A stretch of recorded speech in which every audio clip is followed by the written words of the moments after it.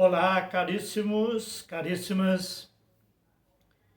Falando dos profetas, hoje vamos fazer uma síntese, Uma síntese, uma resenha do profeta Amós, em poucas palavras. Esse profeta que viveu, ele era do Reino do Sul, um sitiante, que deixa seu sítio, deixa o Reino do Sul e vai para o Reino do Norte, o reino de Jeroboão II.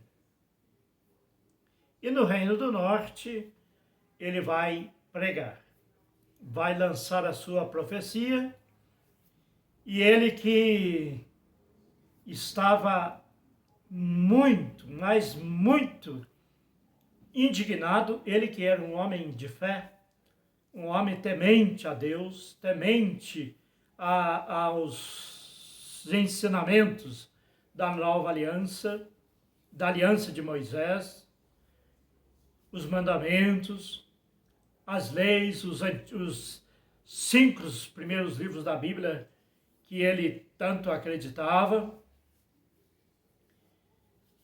O profeta, ele vai para o Reino do Norte. Lá ele até é expulso, porque ele era realmente um anunciador da justiça, do amor e da paz.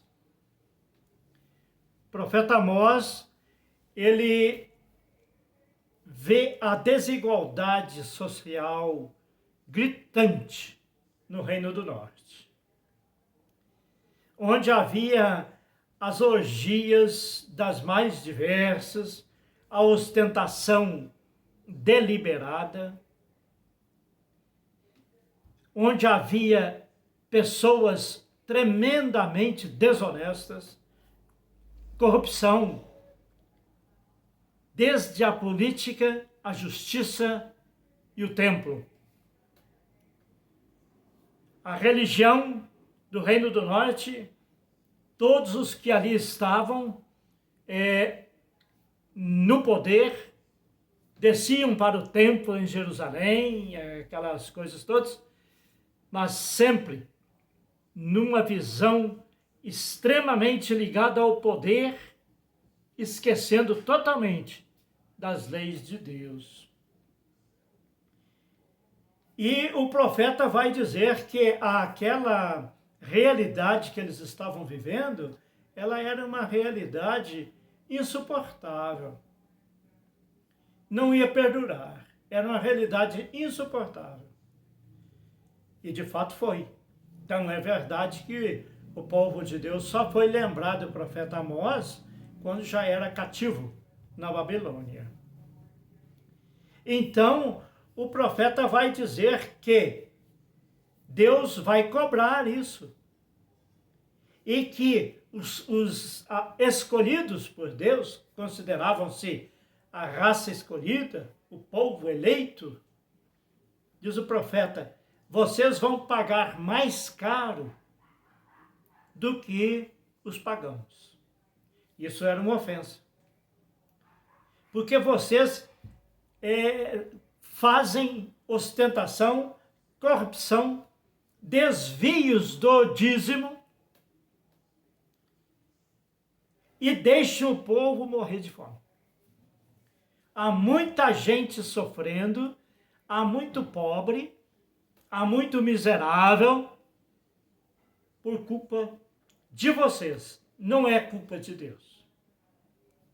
E esses pobres, eles não são pobres porque Deus os excluiu, porque eles fizeram alguma coisa errada, porque eles não amaram a Deus, Deus os abandonou.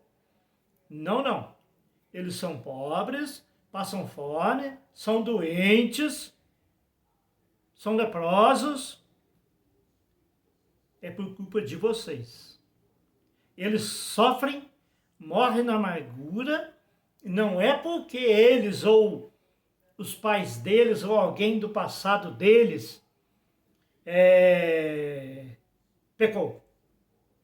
Mas é por culpa de vocês que estão pecando agora. Por culpa de vocês que estão sendo desumanos. O mundo de hoje não é muito diferente, não. Tem muita gente fazendo a mesma coisa em todas as igrejas. Vão rezar, falam de Deus, acreditam em Deus, uma piedade desgraçada dentro da igreja, mas lá fora vive como se Deus não existisse. E isso vale da mais baixa classe social até a mais alta. Tem pessoas riquíssimas indo na igreja comungar também. Tem pessoas riquíssimas indo no templo religioso dele para rezar a Deus e agradecer também. Só que na empresa dele, os empregados passam a maior dificuldade. O Brasil hoje é um país que tem um número de trabalho escravo imenso. Trabalho subhumano. Trabalho desvalorizado. Hoje, nós temos no Brasil o trabalho desvalorizado.